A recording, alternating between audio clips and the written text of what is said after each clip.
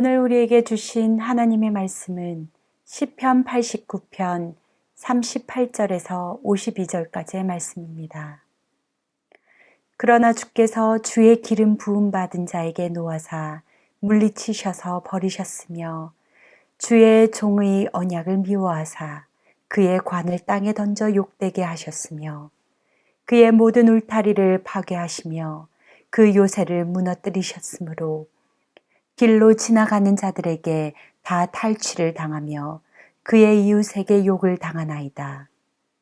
주께서 그의 대적들의 오른손을 높이시고 그들의 모든 원수들을 기쁘게 하셨으나 그의 칼날은 둔하게 하사 그가 전장에서 더 이상 버티지 못하게 하셨으며 그의 영광을 그치게 하시고 그의 왕위를 땅에 엎으셨으며 그의 젊은 날들을 짧게 하시고 그를 수치로 덮으셨나이다. 여호와여, 언제까지니이까? 스스로 영원히 숨기시리이까? 주의 노가 언제까지 불붙듯 하시겠나이까? 나의 때가 얼마나 짧은지 기억하소서. 주께서 모든 사람을 어찌 그리 허무하게 창조하셨는지요. 누가 살아서 죽음을 보지 아니하고 자기의 영혼을 스올의 권세에서 건지리이까? 주여, 주의 성실하심으로 다윗에게 맹세하신 그 전에 인자하심이 어디 있나이까? 주는 주의 종들이 받는 비방을 기억하소서. 많은 민족의 비방이 내 품에 있사오니 여호와여, 이 비방은 주의 원수들이 주의 기름 부음 받은 자의 행동을 비방한 것이로소이다. 여호와를 영원히 찬송할지어다. 아멘, 아멘. 할렐루야. 사랑하는 에베네셀 가족 여러분, 하나님께서 이 아침에도 우리와 함께 하십니다. 우리의 기도를 들으시고 우리의 하루를 붙들어 주실 줄 믿습니다. 좋으신 하나님, 선하신 목자 되신 우리 하나님께서 우리의 삶을 인도하시고 오늘도 우리의 삶 가운데 기쁨과 평안, 소망을 이루어 주시는 복된 하루가 될 줄 믿습니다. 오늘 우리가 이 아침에 나눌 말씀은 시편 89편의 말씀입니다. 시편 89편의 고백은 하나님께서 다윗에게 주신 그 언약의 말씀을 다시 기억하고 마음에 되새기며 그 언약을 이루어 달라라고 간절히 구하고 찬송하는 내용입니다. 우리 인생에 지나온 시간들을 한번 돌아볼 때면 우리 각 사람마다 살아온 그 인생의 연한이 다 다르지만은 그럼에도 인생이 참 짧고 빨리 간다라는 것을 느낄 때가 많습니다. 누구나 인생의 마지막 순간을 맞이하게 될 것입니다. 그때 우리가 세상을 떠나기 전에 누군가가 나에게 당신은 이 땅을 살면서 어떤 일이 가장 값진 일이었고 기쁜 일이었습니까? 라고 물어본다면 여러분 어떤 일을 이야기하고 자신의 삶을 평가하시겠습니까? 여러분의 삶 가운데 여러분 평생에 가장 가치 있고 존귀하고 기쁨과 소망을 주었던 일은 무엇입니까? 당연히 우리는 주저하지 말고 예수를 알고 예수를 믿고 그분과 함께 동행한 우리의 믿음의 삶이었다라고 고백해야 될 것입니다. 그렇습니다. 주 예수보다 더 귀한 것은 없네, 예수밖에는 없네. 이 찬송가의 고백처럼 이 땅의 그 어떤 것도 주님과 비교할 수 없고 주님과 비할 데가 없음을 우리는 고백합니다. 이 아침에 그 우리 인생의 보물 되신 주님께서, 질그릇 속에 담긴 그 보물 되신 주님께서 우리와 함께 하시며 질그릇 같은 연약한 우리를 붙들어 주시며 오늘도 보물 같은 인생을 살게 하실 줄 믿습니다. 여러분, 이 땅에 짧은 이 인생을 우리가 어디에 투자해야 될지 그 고민을 가지고 우리는 살아야 됩니다. 우리의 시간을 어디에 투자하며 집중하며 살아야 될까요? 그것은 바로 창조주를 기억하고 창조주 하나님을 예배하며 그분과 함께 예배자의 삶을 살아가는 것입니다.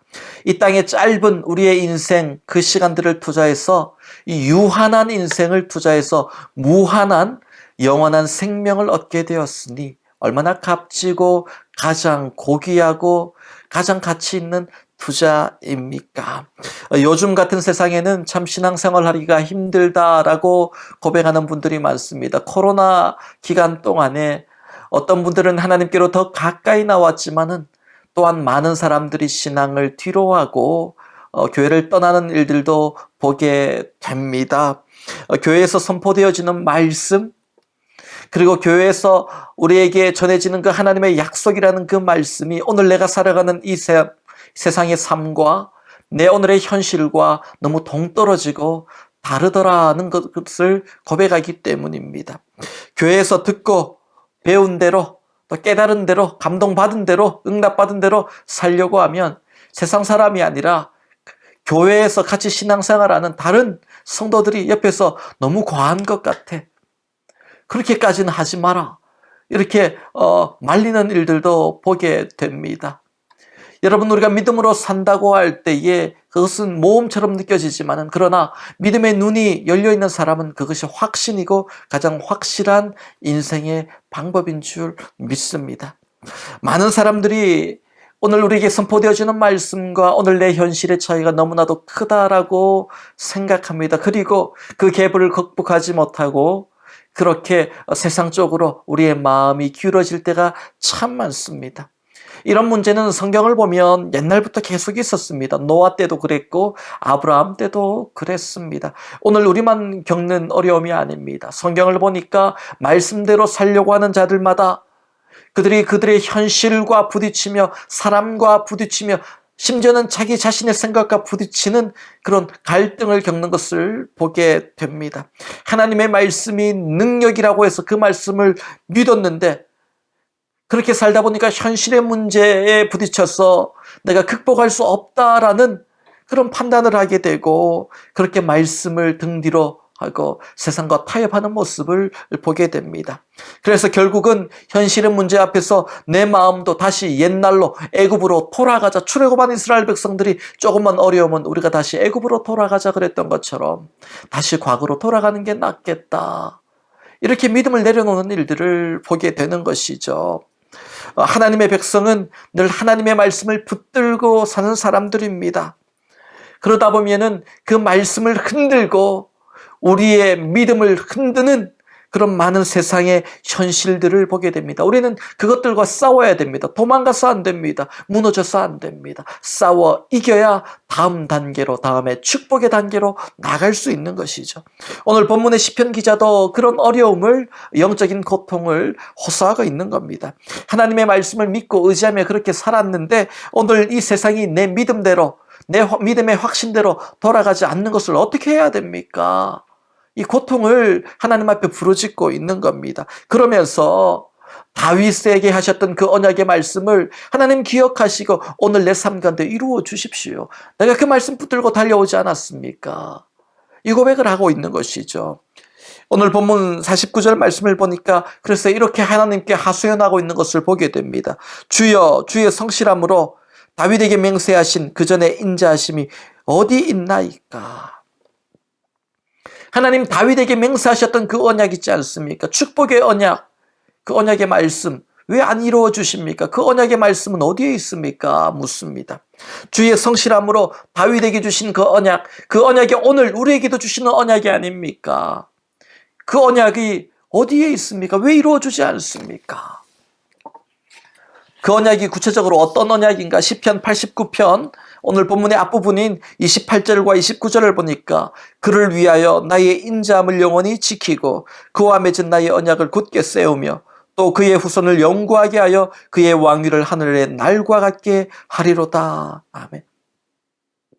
무슨 말씀이냐면 지난날 다윗이 누렸던 그 영광, 이스라엘의 영광, 위상, 가나안의 놀라운 풍요로운 축복을 하나님 우리에게 허락하신다고 하지 않았습니까? 왜 주시지 않습니까? 지금 이 고백을 하고 있는 자들의 상황이 어떠냐면요. 바벨론에서 70년 동안 포로 생활하다가 이제 돌아왔어요. 돌아와가지고 스룹바벨이라는 사람의 주도 아래서 우리가 하나님의 성전을 가장 먼저 짓자. 옛날에 미국의 청교도인들이 미국으로 와서 교회를 짓고 학교를 짓고 마지막에 자신의 집을 지었던 것처럼 우리가 가장 먼저 하나님의 성전, 무너진 예루살렘 성전을 회복하자. 그리고 우리가 다른 것들에 신경을 쓰자. 먼저 하나님의 성전을 회복하자. 여기서 우리의 축복이 흘러나올 것이다. 하나님의 언약, 다윗에게 주신 그 언약이 이루어지려면 예루살렘 성전이 회복되어야 돼. 그 스룹바벨의 주도하에서 이스라엘 백성들이 힘을 다해서 최선을 다해서 예루살렘 성전을 재건하는 일에 집중했습니다. 다시 성벽을 쌓고 그렇게 예루살렘 성전 재건을 시작했는데 아무런 변화가 없는 거예요. 그러다가 그 운동을 주도했던 스룹바벨이 죽었고 대제사장 예수아가 죽고 나니까 이제 구심점도 흔들리게 되고, 그렇다고 지금까지 열심히 성전을 재건하기 위해 노력했는데 최선을 다했는데 내가 생각했던 그 물질의 풍요와 내가 생각했던 그 영광의 회복이 이루어지지 않으니 갈등을 하기 시작합니다. 우리가 헛수고한 거 아닌가 갈등을 합니다. 그러면서 하나님을 떠납니다. 다른 데 눈을 돌리기 시작하죠. 이방인들과 결혼하고 이방 우상을 섬기고 하나님이 아니라 우상을 섬기고 이방의 문화와 관습대로 하나님의 백성들이 그렇게 살아가기 시작합니다. 심지어는 유대 지도자들까지도 앞장서서 백성을 선도해서 하나님이 아닌 다른 이방 문화로 그들을 이끌어갑니다. 왜 이런 일이 일어납니까? 그동안 고생하면서 말씀대로 살았는데 왜 말씀대로 성전 회복을 위해 모든 걸 쏟아부었는데 왜 우리의 삶에 물질의 축복도 없고, 그렇다고 해서 우리나라가 독립을 한 것도 아니고 다른 소망이 보이는 것도 아니고, 이게 뭐냐는 거예요. 믿음 생활 열심히 했는데 결과가 실망스럽다는 거예요. 내가 원하는 것이 하나도 이루어지지 않았다는 겁니다. 그래서 하나님을 버리고 차라리 내가 이방 우상신을 섬기겠다. 그들을 섬기면 농사도 잘 되게 한다 그러고 여러 가지 물질의 복도 준다 그러고 자손의 복도 준다 그러고 바알과 아세라 대표적인 우상들이 그런 것들 아닙니까?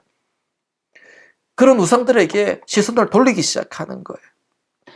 그럼에도 불구하고 끝까지 하나님의 약속을 믿고 기다리는 사람들이 있었습니다. 그 사람이 바로 오늘 본문의 시편의 기자들입니다.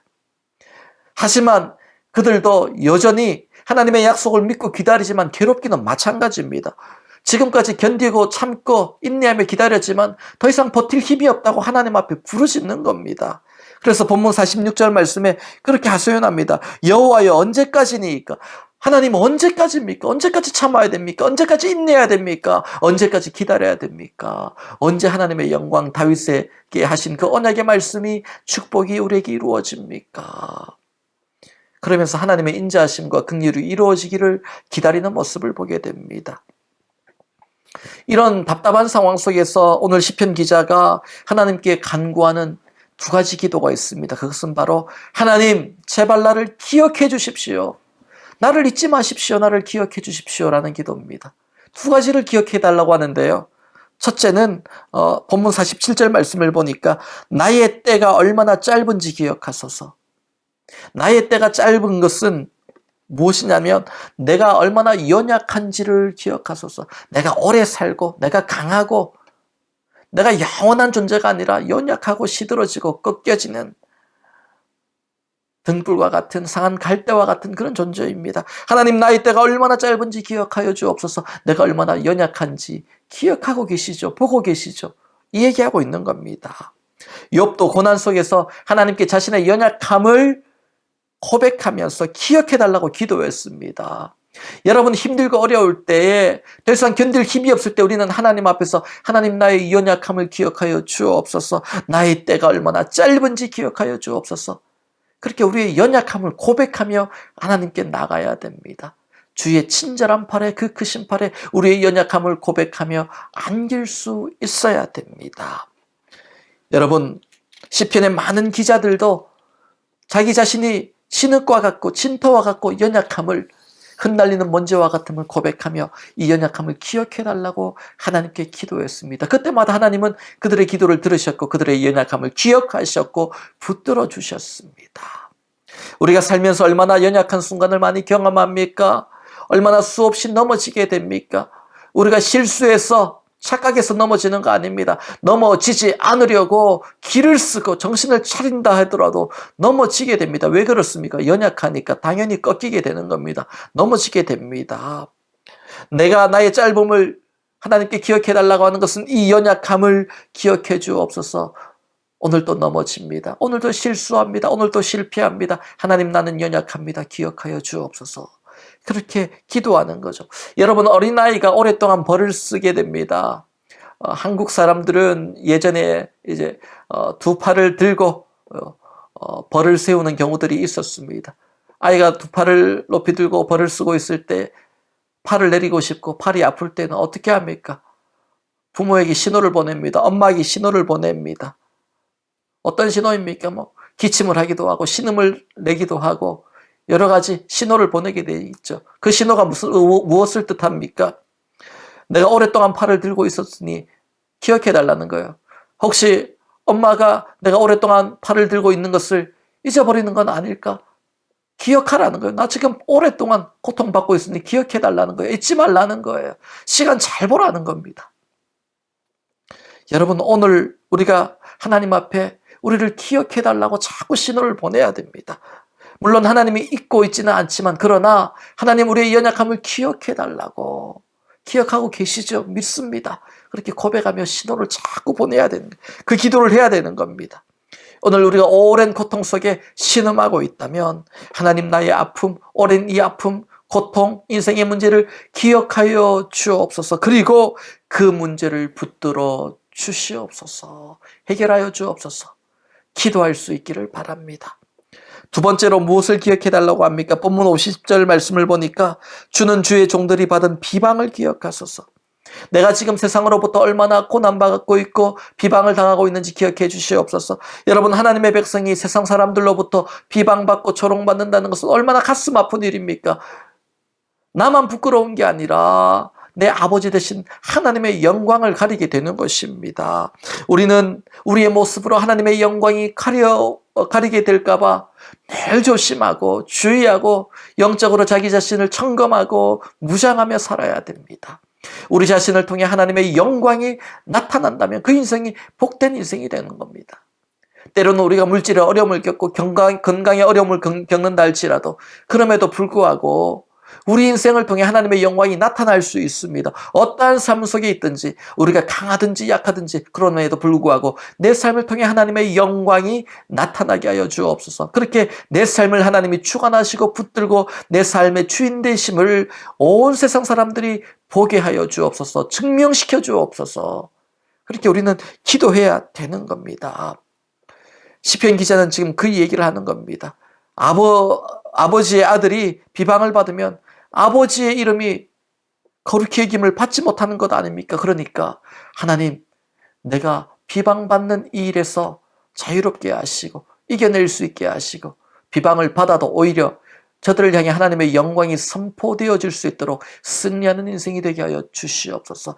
저들의 조롱이 비방이 쑥 들어갈 수 있도록 오히려 저들이 나를 보면서 엎드려 하나님께 예배할 수 있도록 내 삶을 붙들어 주시고 하나님의 영광이 내 삶을 통해 나타나게 하여 주옵소서. 내가 저들로부터 받은 상처 그리고 자존심 구겨지는 일들, 마음에 힘든 일들 모두 위로하여 주시고 저들이 보는 앞에서 회복시켜 주시옵소서. 그렇게 우리가 간절히 기도해야 하는 겁니다.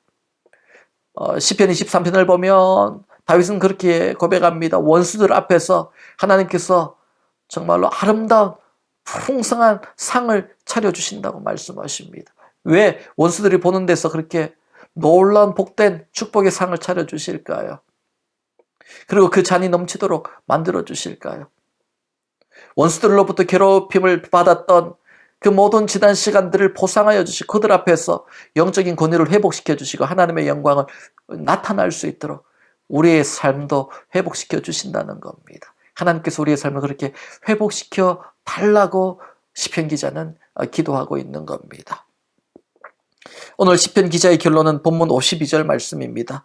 여호와를 영원히 찬송할지어다. 아멘. 아멘. 여러분, 그렇습니다. 우리 삶이 아무리 힘들고 어려워도 우리 인생의 마지막 고백은 이것이 되어야 됩니다. 여호와를 영원히 찬송할지어다. 아멘, 아멘. 그렇습니다.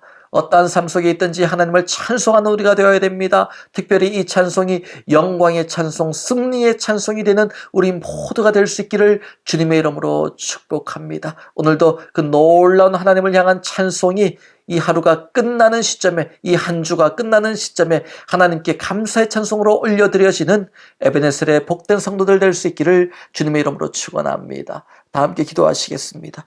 하나님 아버지 감사합니다. 힘들고 어려운 이 순간 가운데 하나님의 자녀를 기억하여 주시옵시고 하나님의 자녀들이 당하는 모든 상황과 어려움을 기억하여 주셔서 하나님 놀라운 회복의 역사를 허락하여 주시옵소서. 우리의 연약함을 기억하여 주시옵시고 우리가 세상으로부터 받는 비방과 모든 어려움, 고난, 역경, 환난을 기억하여 주셔서 여호와를 영원히 찬송하는 자로 승리의 노래를 부르는 자로 오늘도 붙드시고 인도하여 주옵소서. 예수님의 이름으로 축복하며 기도하옵나이다. 아멘.